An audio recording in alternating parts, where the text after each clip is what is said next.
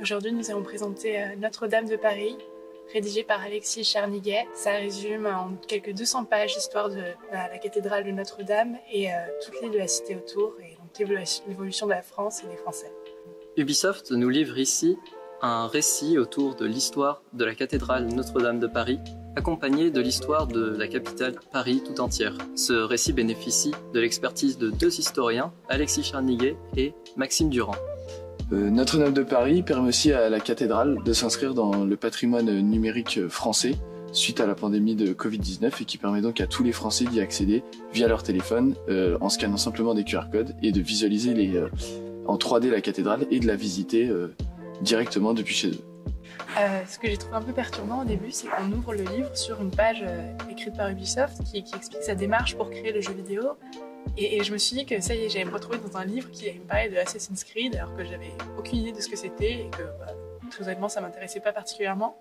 Et en fait, le livre est vraiment axé sur la recherche faite par l'équipe Ubisoft et les historiens pour pouvoir reconstruire au mieux la cathédrale dans le jeu. Alors bon, j'y ai toujours pas joué, je sais pas à quoi ça ressemble, mais en tout cas, la recherche et le livre ont été très agréables à lire et pas du tout axés jeux vidéo. Et bon, j'ai appris plein de choses au final.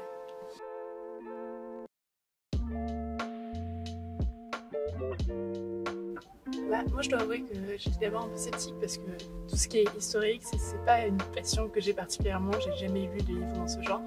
Et justement j'ai trouvé que d'avoir le côté numérique et en même temps le livre qui accompagne les visites, qui permet le côté explicatif, etc. Ça facilitait vachement la lecture, c'était plus accessible quoi, parce que moi c'est vrai que je partais de zéro et j'ai trouvé ça vraiment plus facile de lire les 200 pages quoi. Je partage cet avis. L'écriture, je l'ai trouvée très fluide et claire. N'importe qui peut le lire. Il ne faut pas forcément avoir fait une licence ou un master d'histoire pour le comprendre. C'est vraiment très clair. On est loin des essais historiographiques qu'on connaît tous ou qu'on connaît justement pas.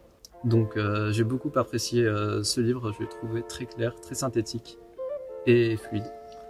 Alors c'est vrai que au point de vue d'histoire, c'est hyper complet. Il y a plein de détails, mais moi j'ai trouvé quand même que moi je m'intéresse énormément à l'histoire, donc j'ai tout de suite accroché, mais faut quand même des certaines bases en histoire pour connaître certains personnages qui sont pas connus de tous. L'histoire elle est quand même assez lourde, en conséquence aussi, mais il faut quand même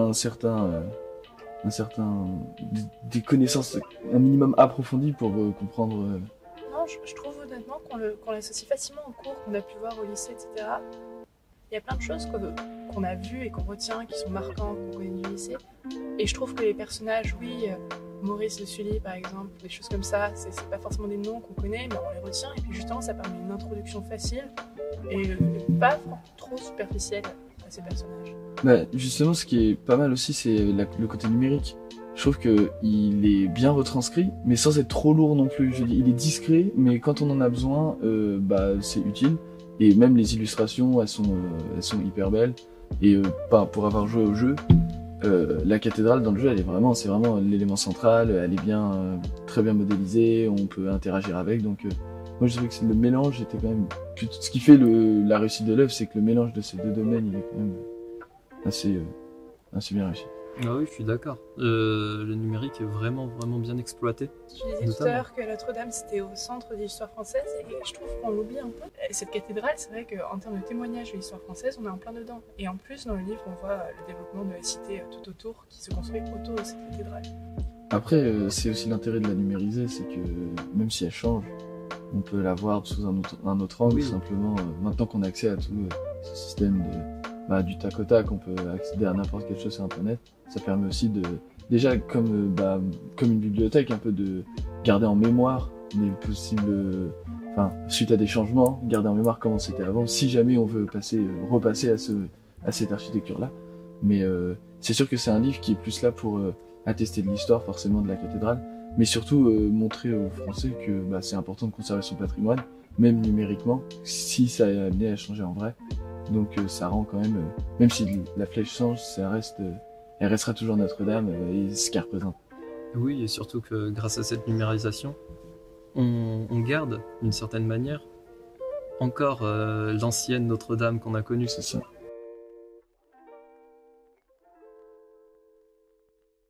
Notre-Dame, au-delà d'être un simple monument historique et religieux, c'est aussi un monument qui est culturel, notamment dans la littérature, dans le cinéma, et aussi dans les jeux vidéo. Et du coup, pour vous, c'est quoi la meilleure adaptation possible, plus pour l'histoire que pour le livre en lui-même, même si le jeu est déjà une première adaptation qui est plutôt bien réussie d'ailleurs. Moi, je trouve que les documentaires sur Notre-Dame et sur beaucoup de choses ont déjà été faits, et c'est toujours avec cette voix lancinante off et les historiens un peu vieillots assis dans leur fauteuil avec le fond noir, et c'est long, et on s'ennuie, et c'est pas du tout adapté au grand public. Et le film a été fait sur Notre-Dame brûle, et ça a été très bien adapté et très bien accueilli par le public, et je me disais, on aurait pu faire une série avec, par épisode, à chaque fois, un passage qui a vraiment marqué Notre-Dame. Alors, pourquoi pas, mais j'aurais plus vu une série, ça c'est sûr, puisque l'histoire est tellement complète que c'est impossible d'en faire un film, mais plus sous la forme de The Crown, sur la famille royale anglaise, plus sous cette forme-là où on choisit vraiment comme tu l'as dit, des moments marquants, mais on développe vraiment ce moment pendant un épisode, mais en respectant les faits historiques, on va dire à 80%, mais en rajoutant 20%, en romançant un peu la chose pour que forcément le public accroche un peu plus, et que ça touche plus de monde, et que ce soit plus facile à regarder et à comprendre. Enfin, je sais pas pour vous, mais... Bah oui, c'est clairement l'idée que j'avais aussi. C'est une bonne manière, ça, pour pousser les gens à la découverte, pour qu'ils apprennent, pour apprendre ludiquement. L'adaptation romancée, l'adaptation qui prend certes quelques libertés, mais toujours en restant cohérente, permet justement à tout le monde, à n'importe qui, d'accéder avec le sourire, d'accéder avec du plaisir à un savoir exceptionnel, parce que tout le savoir autour de Notre-Dame de Paris, il est immense.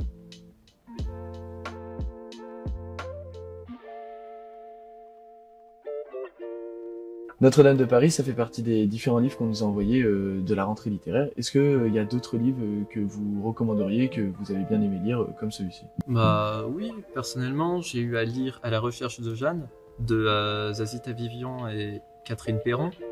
C'est une bande dessinée autour d'une grand-mère juive qui est morte dans les camps d'extermination en 1943. Donc on a toute une histoire racontée par ses descendants. Et c'est très mignon, c'est très poignant. Moi, dans le même style, j'ai eu Léo en petits morceaux de Mayana Itoiz. Et alors, personne n'est mort dans les camps d'extermination, mais c'est Léonie dans une maison dans le sud qui tombe amoureuse d'un jeune Allemand qui s'appelle Félix. Et ça raconte donc la fin d'une histoire d'amour tragique. Et pareil, pendant une première guerre mondiale cette fois, mais qui nous rappelle que la vie c'est un peu éphémère.